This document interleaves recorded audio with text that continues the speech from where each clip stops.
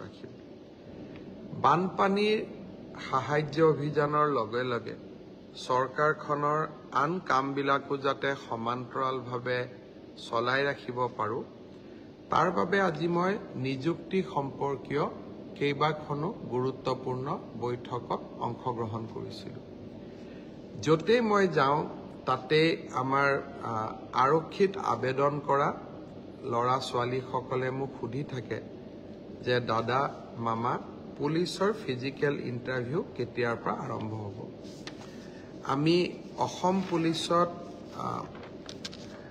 ৬,৪৩৪টা পোষ্টৰ বাবে আবেদনৰ প্ৰক্ৰিয়া আৰম্ভ কৰিছিলোঁ আৰু আজি আমি সিদ্ধান্ত ললো যে অহা ৩ অক্টোবৰৰ পৰা পুলিচৰ ফিজিকেল টেষ্টসমূহ আৰম্ভ হ'ব গতিকে মই সকলোকে অনুৰোধ কৰিম যে বানপানীৰ যেতিয়াই পানী শুকাব আমাৰ খেলপথাৰসমূহ মুকলি হ'ব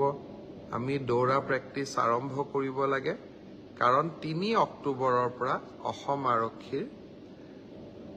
ফিজিকেল টেষ্ট আৰম্ভ হ'ব মোৰ লক্ষ্য হৈছে যে ফিজিকেল টেষ্ট ৰিটেন আৰু ভাইভা তিনিওটা প্ৰক্ৰিয়া সম্পূৰ্ণ কৰি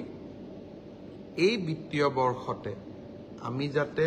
এই ৬,৪৩৪টা পদ ভৰ্তি কৰিব পাৰোঁ এটা সুন্দৰ নিযুক্তি প্ৰক্ৰিয়াৰ মাজেৰে ল'ৰা ছোৱালীক নিযুক্তি দিব পাৰোঁ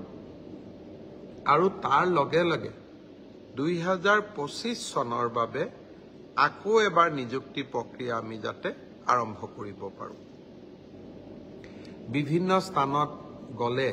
ছাত্ৰ ছাত্ৰীসকলে এডিআৰইৰ পৰীক্ষাসমূহ কেতিয়া অনুষ্ঠিত হ'ব সেই বিষয়েও মোক প্ৰশ্ন কৰে আজি আমি সেই বিষয়েও এখন বৈঠক কৰিছিলোঁ এডিআৰইৰ আসাম ডিৰেক্ট ৰিক্ৰুটমেণ্ট এক্সামিনেশ্যন যাক আমি চমুকৈ এডিআৰই বুলি কওঁ এডিআৰইৰ গ্ৰেড 3 পোষ্টসমূহৰ পৰীক্ষা 15, 22 আৰু 29 ছেপ্টেম্বৰত অনুষ্ঠিত হ'ব মই আকৌ এবাৰ কৈছোঁ যে গ্ৰেড 3 পোষ্টসমূহৰ বাবে ইণ্টাৰভিউ 15, 22 আৰু 29 ছেপ্টেম্বৰত অনুষ্ঠিত হ'ব এই পৰীক্ষা এইবাৰ লোকসেৱা আয়োগে পতা পৰীক্ষাৰ আৰ্হিত হ'ব প্ৰথমতে প্ৰিলিমিনাৰী পৰীক্ষা হ'ব তাৰ পিছত মেইনছ হ'ব আৰু মেইনছৰ পিছত আমি ভাইভা প্ৰক্ৰিয়াৰ মাজেৰে আমি সমগ্ৰ ইণ্টাৰভিউ প্ৰক্ৰিয়াটো সমাপ্ত কৰিম প্ৰিলিমছ এক্সাম তৃতীয় শ্ৰেণীৰ পদসমূহৰ বাবে 15, 22 আৰু 29 ছেপ্টেম্বৰত অনুষ্ঠিত হ'ব আজি আমি জুলাই মাহত আছো মই আশা কৰিম যে আমাৰ শিক্ষাৰ্থীসকলে চাকৰি প্ৰাৰ্থীসকলে যাতে পঢ়া শুনা আৰম্ভ কৰে ঠিক সেই ধৰণে চতুৰ্থ শ্ৰেণীৰ বাবেও আমি একেটাই ব্যৱস্থা হাতত ল'ম প্ৰথমতে প্ৰিলিমছ তাৰ পিছত মেইনছ আৰু তাৰ পিছত ভাইভা ভচি গ্ৰেড 4 বা চতুৰ্থ শ্ৰেণীৰ পদৰো প্ৰিলিমছ 20 আৰু 27 অক্টোবৰত অনুষ্ঠিত হ'ব আমাৰ গ্ৰেড 3ত প্ৰায় ৭,৫০০ পোষ্ট আছে আৰু গ্ৰেড 4ত প্ৰায় ৪,৫০০ বা আৰু অলপ ১০০-২০০ বেছি ইমানখিনি আমাৰ পোষ্ট খালী হৈ আছে এটা স্বচ্ছ নিযুক্তি প্ৰক্ৰিয়াৰ মাজেৰে আমি এই পদখিনি পূৰণ কৰিম এলিমেণ্টাৰী এডুকেশ্যন প্ৰাথমিক শিক্ষা বিভাগৰ শিক্ষকসকলৰ নিযুক্তিৰ প্ৰক্ৰিয়াও খুব সোনকালে আৰম্ভ হ'ব অৱশ্যে ছেকেণ্ডাৰী এডুকেশ্যনত আমাৰ অকণমান সময় লাগিব কাৰণ প্ৰথমবাৰৰ বাবে অসমত আমি গ্ৰেজুৱেট টিচাৰ মেথছ বুলি এটা নতুন পদ সৃষ্টি কৰিব খুজিছোঁ আমাৰ স্কুলবিলাকত হাইস্কুলবিলাকত ইমান দিনে গ্ৰেজুৱেট টিচাৰ সায়েন্স আছিলে মেথছৰ বাবে সুকীয়া শিক্ষক নাছিলে যোৱা কালি শিক্ষা বিভাগৰ লগত মই বহুত দেৰি বহিছিলোঁ আৰু আমি এটা সিদ্ধান্ত লৈছোঁ যে আমাৰ হাইস্কুলবিলাকত গ্ৰেজুৱেট টিচাৰ মেথছ বুলি এটা সুকীয়া পদ হ'ব লাগে, যাতে গণিতৰ ওপৰত আমি একোজন শিক্ষক নিযুক্তি দিব পাৰোঁ। গণিতৰ শিক্ষক নোহোৱা বাবে আমাৰ স্কুলসমূহত শিক্ষা ব্যৱস্থাত বহুত জটি পৰে। শিক্ষা বিভাগে কেইবা হাজাৰো, বিশেষকৈ প্ৰথম অৱস্থাত প্ৰায় 2000 গণিত শিক্ষকৰ পদ সৃষ্টি কৰিব লাগিব। সেয়েহে মাধ্যমিক শিক্ষকৰ নিযুক্তি প্ৰক্ৰিয়াটো এমাহ বা 2 মাহ পিছত আমি আৰম্ভ কৰিম। সেই হলেও মোৰ লক্ষ্য যে এই গোটেই পোষ্টখিনি গ্ৰেড 3 7600, গ্ৰেড 4 5000, পুলিচত 6434, এলিমেণ্টাৰী এডুকেশ্যনত 5550 গৰাকী শিক্ষক,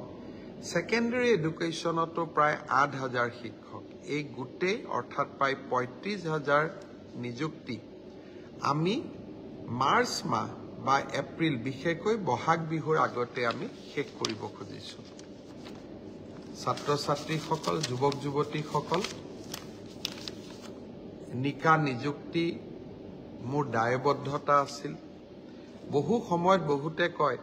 যে মেৰিটত নিযুক্তি পাইছোঁ, চৰকাৰক কিয় খাতিৰ কৰিব লাগে। পংকিলতাৰ দিনত ৰাজনৈতিক দৃষ্টিৰ পৰা আঁতৰি মেধাৰ ভিত্তিত নিযুক্তি দিয়া সিদ্ধান্তই ৰাজনৈতিকভাৱে আমাক কৰবাত বহুত ক্ষতি কৰে। আনকি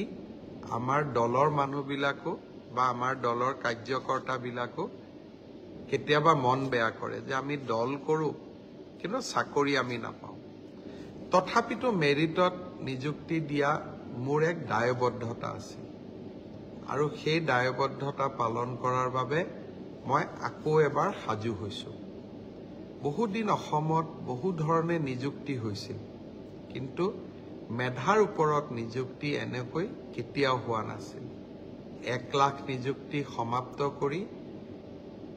নিৰ্বাচনী সভাবিলাকত মই যি ধৰণে প্ৰতিশ্ৰুতি দিছিলোঁ যে মই আৰু 50,000 নিযুক্তিৰ ব্যৱস্থা কৰিম, তাৰ প্ৰতি ধাৱমান হৈছোঁ। আজিৰ পৰা সেই প্ৰক্ৰিয়া আৰম্ভ হ'ল। সকলোকে বহুত শুভেচ্ছা জনাইছোঁ। ভালকৈ পঢ়িব লাগে আৰু দেউতা মাৰ লগতে সকলোৰে সুনাম বৃদ্ধি কৰিব লাগে। ইমানতে মই সামৰণি মাৰিম। যোৱাকালি পলাশবাৰীতো গৈছিলোঁ, বানপানীত ক্ষতিগ্ৰস্ত লোকৰ